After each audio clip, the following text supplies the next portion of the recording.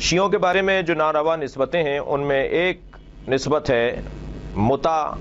کو غلط انداز سے پیش کرنا اور اسے کوئی اور عنوان دینا، جبکہ متع قرآن مجید سورہ مبارکہ نساء کی 24ویں آیت میں اس کا ذکر ہے، جہاں پروردگار عالم نے ارشاد فرمایا فَمَسْتَمْتَعْتُمْ بِهِ مِنْهُنَّ فَآتُوهُنَّ أُجُورَهُنَّ فَرِيضَةً۔ پروردگار عالم نے قرآن میں سورہ نساء کو نازل کیا اور سورہ نساء میں آیہ متع موجود ہے۔ اب یہ کہنا کہ منسوخ ہو گئی پیغمبر کے زمانے میں یا حضرت عمر نے یہ فرما کے کہ متعتان کانا فی زمن رسول اللہ حلالان انی احرمہما، دو متع نبی کے زمانے میں حلال تھے، میں انہیں حرام کر رہا ہوں، یہ فرمائش ہے حضرت عمر کی۔ اور اسی طرح بعض لوگ کہتے ہیں کہ یہ نبی کے زمانے میں اور حضرت ابوبکر کے زمانے میں تھا، حضرت عمر نے حرام کیا، اور بعض کہتے ہیں خود پیغمبر اکرم کے زمانے میں یہ حرام کر دیا گیا خیبر کے جنگ کے بعد، واقعہ خیبر کے بعد، فتح خیبر کے بعد۔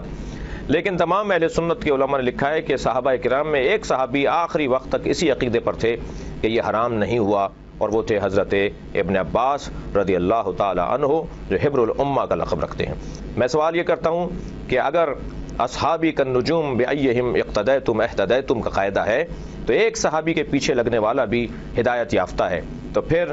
اگر کوئی صحابی اور وہ بھی حبر الامہ جیسا صحابی، ایک ایسی شخصیت کہ جن کا مقام صحابہ کرام میں کچھ کم مقام نہیں ہے، وہ یہ عقیدہ رکھتے ہوں کہ اور کہتے ہوں کہ یہ حرام نہیں ہوا، اور ایک مسلک اور ایک قوم اس عقیدے پر ہو کہ یہ حرام نہیں ہے،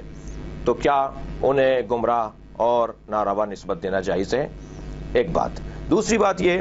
کہ ایک چیز کا حلال ہونا اس چیز کے اپنانے کے لیے لازم نہیں ہے، یہ رستہ دیا ہے تاکہ حرام سے بچا جائے۔ لازم نہیں ہے کہ ہر شیعہ فرد متع کرتا ہو، ہر شیعہ فرد تو نکاح بھی ممکن ہے نہ کرتا ہو، ضروری نہیں ہے کہ وہ نکاح کرے جب تک اس پہ واجب نہ ہو۔ حرام میں مبتلا ہونے کی صورت میں نکاح واجب ہے،